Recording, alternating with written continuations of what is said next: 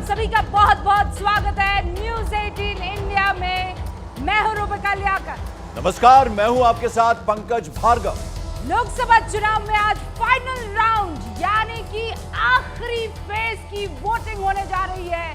7 राज्यों और 1 union territory की 57 सीटों के लिए आज वोट डालने वाले हैं हम। तो आपको बता दें, ठीक 7 बजे वोटिंग की प्रक्रिया शुरू होगी। आज सबसे ज्यादा फोकस होगा वाराणसी की सीट पर, जहां से प्रधानमंत्री नरेंद्र मोदी तीसरी बार चुनावी मैदान में है। पीएम मोदी फिलहाल, जैसा आपको मालूम है, कन्याकुमारी में ध्यान पर हैं इस वक्त। पीएम को लेकर हर अपडेट आप तक पहुंचाने वाले हैं और बाकी जो 56 सीटें हैं उनका क्या हाल है, वहां किस तरह लोग वोट डाल रहे हैं, ये सारी जानकारी आपको देंगे। वाराणसी की वोटिंग की पल पल की खबर भी आप तक पहुंचाने वाले हैं। तमाम तस्वीरें आप तक पहुंचाएंगे और आज आपको बता दें, उत्तर प्रदेश और साथ साथ पंजाब की 13 सीटों पर वोट डाले जाएंगे। अलावा इसके बंगाल की 9, बिहार की 8 और ओडिशा की 6 सीटों पर आज मतदान होना है, 7वें चरण। और झारखंड की 3 सीटों को भी नहीं भूल सकते हैं, उस पर भी आज वोटिंग होने वाली है। इसके अलावा हिमाचल की सभी 4 सीटों पर वोट डाले जाने हैं, वहां पर भी 2 बहुत ही मजबूत चेहरे ताल ठोक रहे हैं। तो फाइनल राउंड के मुकाबले के लिए चुनावी मैदान में प्रधानमंत्री नरेंद्र मोदी के अलावा केंद्रीय मंत्री अनुराग ठाकुर हैं। आपने 2 चेहरे बोला, मैं तो कहूंगा 3 या 4 चेहरे हैं, क्योंकि विक्रमादित्य सिंह है, कंगना रनौत है, अनुराग ठाकुर है, आनंद शर्मा है। और उसके अलावा बंगाल की अगर हम बात करें तो कोलकाता की अगर हम बात करें, डायमंड हार्बर की, तो वहां से अभिषेक बनर्जी, ममता बनर्जी के जो भतीजे हैं वो ताल ठोक रहे हैं। लालू प्रसाद यादव की बेटी मीसा भारती मंडी सीट से, वहीं उसके अलावा बता दें कि मंडी सीट से कंगना रनौत हैं, गोरखपुर से रवि किशन है और झारखंड के गोड्डा से निशिकांत दुबे मैदान में। पटना की बात कीजिए, पटना साहिब से बीजेपी सांसद रविशंकर है। प्रधानमंत्री नरेंद्र मोदी ने बकायदा उनके साथ एक रोड शो वहां पर किया था, वो जीप में सवार थे, वो चुनावी मैदान में हैं। और उनकी टक्कर कांग्रेस के प्रवक्ता अंशुल अभिजीत से है, जो कि पूर्व लोकसभा अध्यक्ष मीरा कुमार के बेटे रहे हैं। बिल्कुल। और रूबिका, आपने बताया प्रधानमंत्री का जिक्र किया, तो जहां जहां वो जाते हैं तो कहा जाता है कि वो जो फाइनल कूची है, मैजिकल स्टिक है, वो फेर देते हैं। तो उनके लिए बड़ा, प्रधानमंत्री जहां जहां जाते हैं उनका बंटाधार हो जाता है। किनका?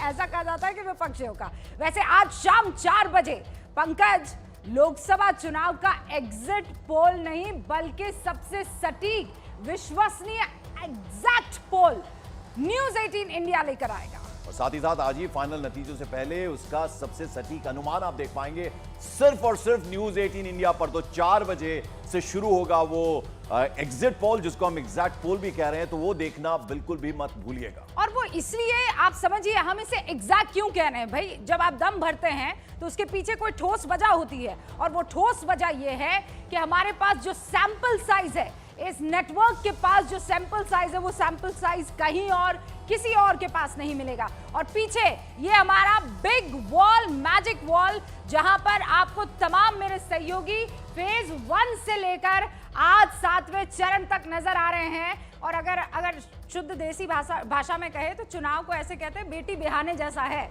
बिल्कुल। और मीडिया कर्मियों के मैं जरा परिचय दे दूं, अरुण सिंह हमारे सहयोगी सबसे इंपॉर्टेंट जगह पर हैं, वाराणसी में है, प्रधानमंत्री का संसदीय क्षेत्र है और आज प्रधानमंत्री का भी चुनाव वहां पर है। तो अरुण सिंह हमारे साथ हैं। उसके अलावा गोरखपुर से हमारे साथ अमित सिंह हैं, जहां से रवि किशन ताल ठोक रहे हैं, बीजेपी के कैंडिडेट। उसके अलावा गाजीपुर से हमारे साथ सपना शुक्ला हैं और साथ ही साथ पटना साहिब और पाटलिपुत्र के बारे में हमें जानकारी देंगे चंद्रमोहन कुमार हमारे सहयोगी। और साथ ही साथ कोलकाता से हमारे साथ आशिका सिंह इस वक्त मौजूद हैं। तो सबसे पहले जरा अरुण का रुख कर लें रूबिका। हाँ, और बाकी जो सारे हमारे साथी जुड़े हुए हैं उनसे भी एक बार हम तारुफ करवा देना चाहते हैं। लेकिन जैसा आपने कहा, आशिका सिंह, ममता बनर्जी, उनके भतीजे अभिषेक बनर्जी यहाँ पर वोट भी डालेंगे डायमंड हार्बर में। बड़ा इंटरेस्टिंग वहाँ का मुकाबला रहने वाला है। और साथ में ये देखिए, ये 2 तस्वीरें हम दर्शकों को दिखाना चाहते हैं। ये जो 2 डब्बे आपको दिखाई दे रहे हैं, ये एक्शन वाले डब्बे हैं। आप इस तरफ देखिए, जिस तरह का माहौल इस वक्त पूरे देश में होगा, यहाँ इन 2 डब्बों में नजर आएगा। और पंकज की नजर पैनी यहां पर सटीक लगी रहेगी। जैसे कोई बड़ा चेहरा दिखेगा सीधा वो फुल स्क्रीन पर आपके सामने, बिल्कुल वो फौरन हम आप तक पहुंचाएंगे। तो अरुण देखिए, जहां पर आप हैं वहां पर सबकी नजरें तो टिकी हैं। लगता है देखने में कि सब कुछ एक तरफा है। हालांकि अजय राय कहते हैं कि हम शानदार तरीके से जीतेंगे, लेकिन जो काशीवासी है ना, वहां तो भोर से लेकर रात तक एक अलग ही रंग देखने को मिलता है, और आज तो बहुत ही अलग रंग देखने को मिलेगा। क्या देख पा रहे हैं आप? हालांकि अभी बहुत सुबह है, 7 बजे से मतदान शुरू होगा। देखिए पंकज, काशी के बारे में कहा जाता मस्त मौला लोग बेफिक्र अंदाज होता है, आराम से आएंगे, कोई जल्दबाजी उनको नहीं है। हालांकि सूरज की तपिश बढ़ती जाएगी और अभी से ही शुरुआत हो गई। आज हवा चल रही है, थोड़ी राहत की बात है कि हवा चल रही है। माथे पर उस तरह की पसीने की बूंदें जो आपने रोहतक में देखी थी वो नहीं है। जहां तक काशी का सवाल है, देखिए टेक्निकली अगर आप कहेंगे तो एक सांसद का चुनाव है, लेकिन अगर आप इसको पर्सपेक्टिव में देखेंगे तो ये प्रधानमंत्री जो इस समय देश के हैं उनका भी चुनाव है। भले वो यहाँ से सुदूर दक्षिण में जाकर के कन्याकुमारी में ध्यान लगा रहे हैं, लेकिन बीजेपी का ध्यान इस सीट पर है। उसकी वजह क्या है? पिछले 2 चुनाव जब प्रधानमंत्री ने काशी को चुना, वाराणसी को चुना, जब वो गुजरात से भी चुनाव लड़े थे 2014 में 2 सीटों से, तब से यहीं के होके रह गए वो, और यहाँ इतनी बार आए हैं। कल हमारे जो टैक्सी के ड्राइवर थे वो कह रहे थे हमने इतनी बार देख लिया मोदी जी को, उतनी बार तो यहाँ के लोकल नेताओं को भी नहीं देखा। तो सवाल यह है कि जो उनके जीत का मार्जिन था 4.25 लाख, और उसके बाद फिर 2019 में 4.5 लाख, अब बीजेपी ये दावा कर रही है कि इस बार तो 5 लाख से ज्यादा मार्जिन होगा। और बीजेपी के दावे की वजह भी है क्योंकि प्रधानमंत्री का जो की लोकप्रियता है इस क्षेत्र में, यहाँ की बात करें, वैसे तो पूरे देश और दुनिया में भारतीय जनता पार्टी कहती है, लेकिन इस क्षेत्र की अगर बात करें तो उनका मतों का अंतर लगातार बढ़ता जा रहा है। अजय राय पहली बार उनको टक्कर नहीं दे रहे हैं, पहले भी चुनाव लड़ चुके अजय राय, अरविंद केजरीवाल भी यहाँ आकर के चुनाव लड़ चुके हैं।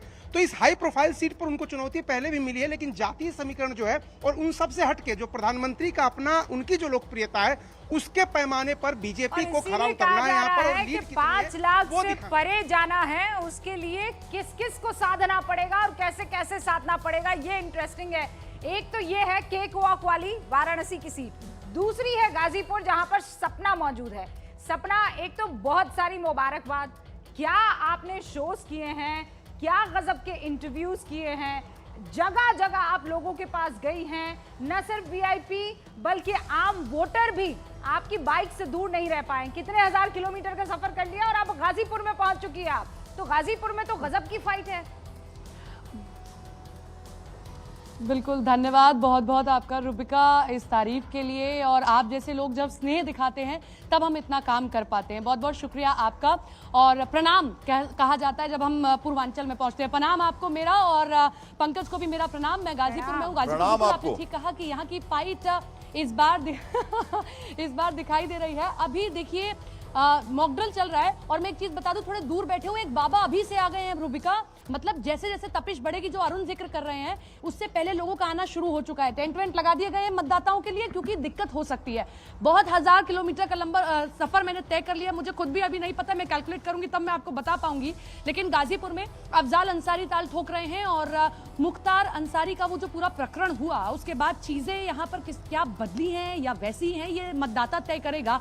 लेकिन यहाँ पर भी फाइट है रुबिका। अगर हम देखें कि बीजेपी ने इस सीट पर भी कोई कोर कसर नहीं छोड़ी है। जब आखिरी दिन था चुनाव प्रचार का, गृह मंत्री अमित शाह पूरे पूर्वांचल को साध रहे थे, और पारसनाथ राय को यहां से उतारा गया है क्योंकि भूमिहार वोटर भी यहां अच्छी संख्या में है। अगर आप इस पूरी सीट को देखेंगी तो इस पूरी सीट पर अगर मुस्लिम मतदाताओं का दबदबा है तो भूमिहार वोटर्स का भी दबदबा है। मनोज सिन्हा जो गवर्नर हैं जम्मू कश्मीर के, वो यहां से चुनाव लड़ते रहे हैं और जीतते भी रहे हैं, और इसीलिए पारसनाथ राय को उतारा गया है पंकज, रुबिका। और इसीलिए समीकरणों को साधने के लिए यहां पर पूरी कोशिश की गई। लेकिन फिर भी हमें इस बात को की मौत के बाद ये पहला चुनाव है सपना, है ना।